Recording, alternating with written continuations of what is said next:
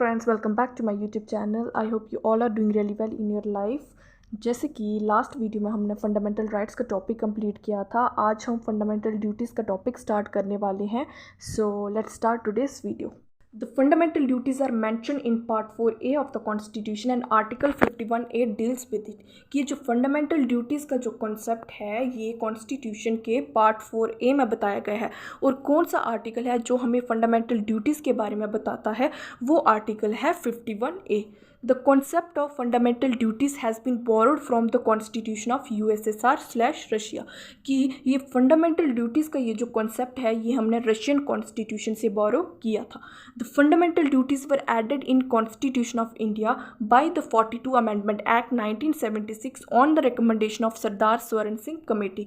कि जब हमारा कॉन्स्टिट्यूशन बना था फंडामेंटल ड्यूटीज़ हमारे कॉन्स्टिट्यूशन का पार्ट नहीं था, लेकिन फंडामेंटल ड्यूटीज़ को हमारे कॉन्स्टिट्यूशन का पार्ट 42 अमेंडमेंट एक्ट 1976 के तहत बनाया गया था.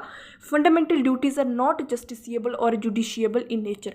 जैसे हमने फंडामेंटल राइट्स में पढ़ा था, फंडामेंटल राइट्स आर जस्टिसिएबल और जुडिशिएबल इन नेचर, जिसका मतलब क्या था कि अगर कोई इंडिविजुअल फंडामेंटल राइट्स का वायलेशन करेगा उसे कानूनी तौर पर सज़ा मिल सकती है. उसके opposite fundamental duties are not justiciable, कि अगर कोई इंडिविजुअल फंडामेंटल ड्यूटीज़ का पालन नहीं करेगा तो उसे किसी भी टाइप की सज़ा नहीं मिलेगी.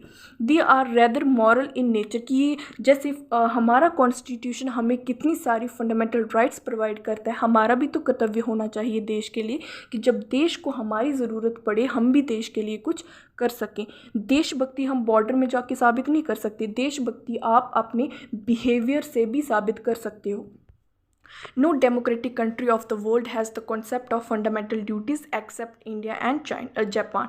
कि इंडिया और जापान दो ही ऐसी कंट्री हैं जिनके कॉन्स्टिट्यूशन में फंडामेंटल ड्यूटीज़ का जिक्र है. अब हम पढ़ेंगे कि हमारे कॉन्स्टिट्यूशन में कितनी फंडामेंटल ड्यूटीज़ के बारे में बताया गया है. There were 10 fundamental duties mentioned in the Constitution, but the 11th fundamental duty was added by 86 Amendment Act of 2002.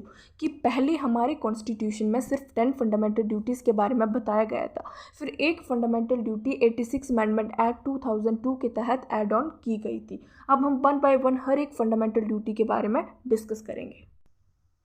सबसे पहली फंडामेंटल ड्यूटी है according to article 51A, it shall be the duty of every citizen of India to abide by the constitution and respect its ideals and institution, the national flag and the anthem. कि being a citizen of India हमें अपने constitution की respect करनी चाहिए, national flag की respect करनी चाहिए, national anthem की रिस्पेक्ट करनी चाहिए. जो सेकेंड फंडामेंटल ड्यूटी है वो है to cherish and follow the noble ideals that inspired the national struggle for freedom. कि हमें क्या करना चाहिए कि हमारे देश के जो फ्रीडम फाइटर्स हैं जिनकी वजह से हमें फ्रीडम मिली थी, हमें उनकी आइडियोलॉजी की रिस्पेक्ट करनी चाहिए और उनकी आइडियोलॉजी को क्या करना चाहिए, फॉलो करना चाहिए. जो थर्ड फंडामेंटल ड्यूटी है वो है to uphold and protect the sovereignty, unity and integrity of India. कि हमें क्या करना है, अपने देश की एकता अखंडता की क्या करनी है, रक्षा करनी है. फोर्थ फंडामेंटल ड्यूटी है to defend the country and render national service when called upon to do so. कि जब हमारे देश में किसी भी प्रकार का संकट आता है तो हमें अपने देश की रक्षा करने के लिए ज़रूर आगे आना चाहिए. जो फिफ्थ फंडामेंटल ड्यूटी है वो है to promote harmony and the spirit of common brotherhood among all the peoples of India. कि हमें अपने देश में शांतिपूर्वक रहना है और आपसी भाईचारा बना के रखना है. सिक्स्थ फंडामेंटल ड्यूटी है to value and preserve the rich heritage of the country. कि हमारे देश की जो संस्कृति है हमें उसकी वैल्यू और रिस्पेक्ट करनी चाहिए. सेवन्थ फंडामेंटल ड्यूटी है to protect and improve the natural environment including forest, lakes, rivers and wild life and to have compassion for living creature. कि हमें क्या करना चाहिए, हमें अपने forest, lakes, rivers, wild life की क्या करनी चाहिए, रिस्पेक्ट करनी चाहिए, प्रोटेक्ट करनी चाहिए. एट्थ फंडामेंटल ड्यूटी है to develop scientific temper, humanism and the spirit of inquiry and reforms. कि हमें क्या करना चाहिए, साइंटिफिक तरीके से सोचना चाहिए और इंसानियत दिखानी चाहिए.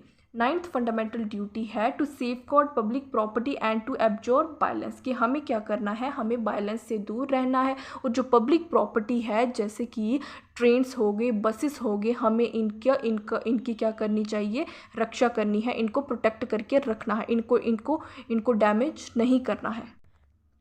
10th फंडामेंटल ड्यूटी है to strive toward excellence in all sphere of individual and collective activities so that the nation constantly rises to higher level of endeavour and achievement.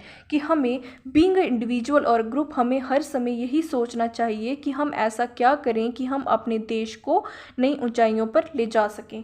और 11th फंडामेंटल ड्यूटी है to provide opportunity for education to his child or ward between the age of 6 and 14 years. This duty was added by 86 constitutional amendment act 2002। ये 11th fundamental duty क्या है कि ये हर एक parent का कर्तव्य है कि वो अपने बच्चों को कंपलसरी एजुकेशन प्रोवाइड करे। और ये जो फंडामेंटल ड्यूटी है ये 86 अमेंडमेंट एक्ट 2002 के तहत हमारे कॉन्स्टिट्यूशन में ऐड ऑन की गई थी।